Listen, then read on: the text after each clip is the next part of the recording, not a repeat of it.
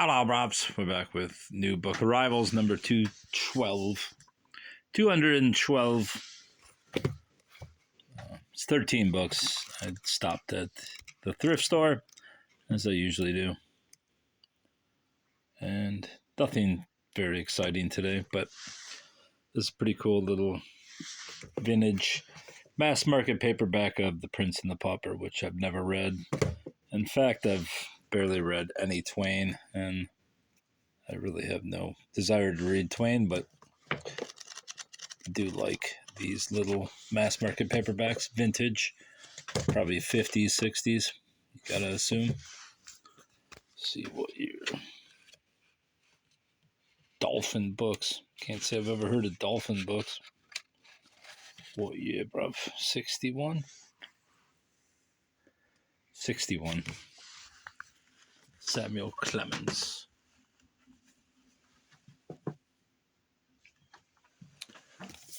What astrology can do for you. Stephanie J. Clement, PhD. Let's see what Stephanie looks like. Don't see Stephanie unless that's her. What a weird format for this.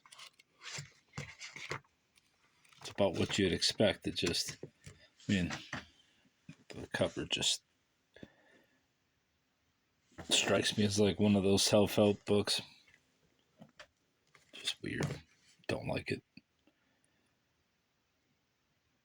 Looks basically brand new. Obviously, it didn't do anything for the person who previously owned it, or I would not have it. Steal Away Home by Jane Kristoff, which is a novel about two brothers, Amos and Obi, who are slaves. I believe they're slaves. Quiet story about two slave boys who escaped from their plantation in South Carolina.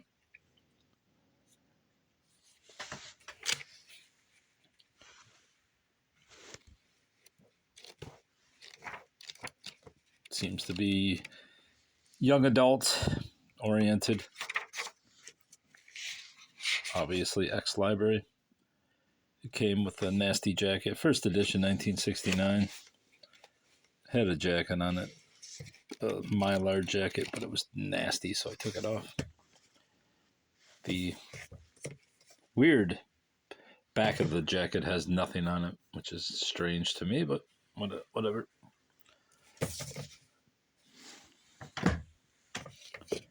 The CBS Murders. I don't believe I have this. No, I don't see it up on my shelf. Which makes me realize that I have about 30 of my books over at my mother's that I've lent her, and she has not returned them. Not that I care, because I honestly don't have any place to put them. That's my true crime shelf, and it's pretty much full. True story of greed and violence in New York's Diamond District. What the hell is this? To Roy, Love, Kevin, Candy, and Warren, or whatever the hell it says. To the trash it goes. If and when a murder came, all the detectives agreed. I don't know why my eyes hurt today, but I can't read today. My eyes just don't feel good. I'm tired. Mad at the World, A Life of John Steinbeck. In this resonant biography, Pulitzer Prize finalist William Sauter illuminates what has made the work of John Steinbeck, including such masterpieces as Of Mice and Men and The Grapes of Wrath, an enduring part of literary canon. Steinbeck took a stand against social injustice, paradoxically, given his inherent misanthropy. A man by turns quick-tempered, compassionate, and ultimately brilliant, Steinbeck could be a difficult person to like, yet he also took aim at the corrosiveness of power, the perils of income inequality, and the urgency of ecological collapse. Eloquent, nuanced, and deeply researched, Mad at the World captures the full measure of the man and his work. And I must say, anything I've read by Steinbeck is not been to my liking, but I do have a what's it called? Vinyl record of him reading two stories, Johnny Bear and the Snake, and it's rather good. So, which is the same result I've had with Vonnegut, Cat's Cradle, which he read on vinyl, which I've listened to several times. I like it, but I don't care for his books. But as a spoken record, I did like it. If that makes sense to you. 13 Days, a memoir of the Cuban Missile Crisis by Robert F. Kennedy.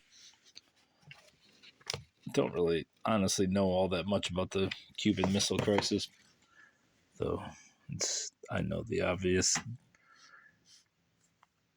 outline of what it was, but few people shared the behind-the-scenes story as it is told here by the late Senator Robert F. Kennedy. This unique account describes each of the participants during the sometimes hour-to-hour negotiations.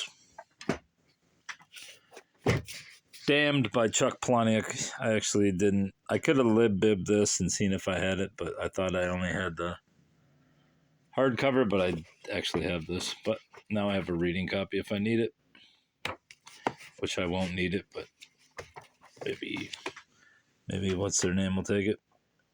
What's that place? Thrift Books will take it, but don't need it. Nickleby by Charles Dickens. And this is my Dickens over here. So let's see if I have an old copy of Nicholas Nickleby, which is rather nice. But I don't have any other copies of it. Don't even know what it's about. One thing I noticed about this Penguin 60 is it has this little picture next to the barcode, which is a different thing I've never seen. Might give this to one of my workmates, the young guy who loves Penguin 60s. To me, they are kind of generic, but what do I know? Up it goes with all the Dickens I've never read. Mr. Dickens and his Carol. I also have some more Dickens down here. Never read any Dickens, which is a shame because I've read plenty of Wilkie Collins, and I know him and Dickens basically found Collins or helped him on his way. Not that Collins needed any help, but The Indian How book by Arthur C. Parker. I mentioned this in the last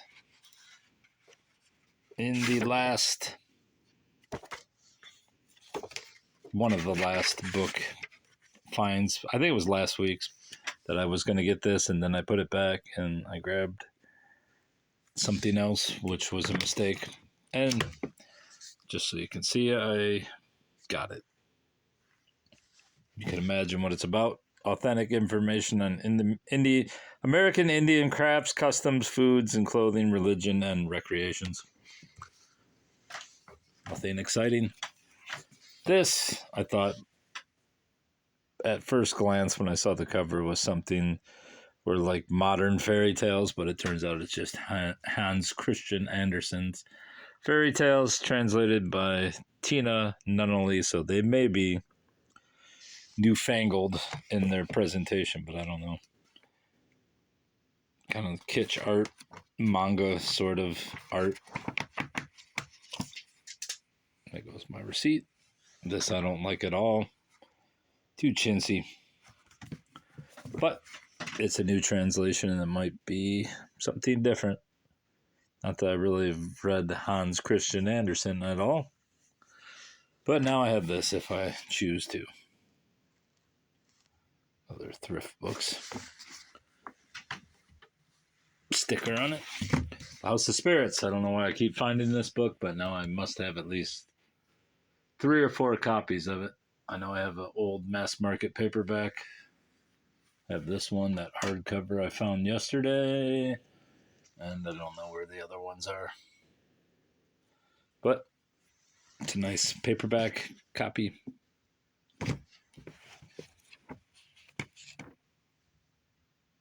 Yeah, when you find a nice trade paperback copy that's in great shape, relatively new, you don't pass it up. At least I don't. I don't pass much up. This one's been sitting on the shelf at the main Salvation Army that I go to. Thrift store, The Remains of the Day by, I can never say his name. What is it? Kazuo Ishiguro. I've seen this one, and I believe it's a victim of somebody at that thrift store. I don't know if they got some mental problems or what, but you often find hardcover books that are displaced from their jacket, and then they end up getting tossed. So I don't know if somebody hates dust jackets or whatever, but I believe this is one of those casualties. But I picked it up as a reading copy in case I ever read this book, which I fear I never will. Not that I fear, but I fear for the sake of fear.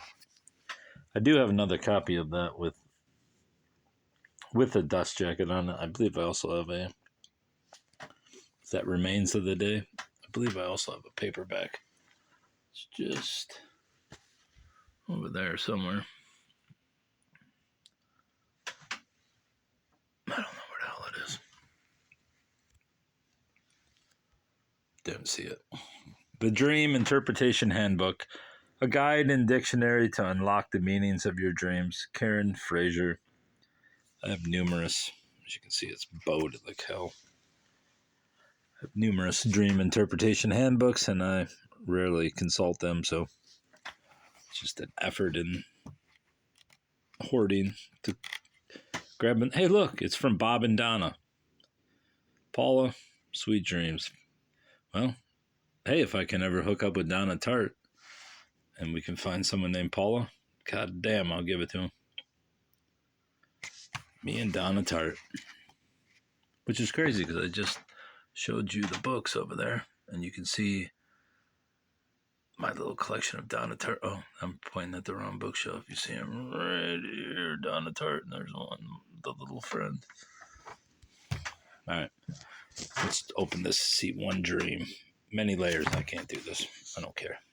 I don't care enough. Goodbye, bruv.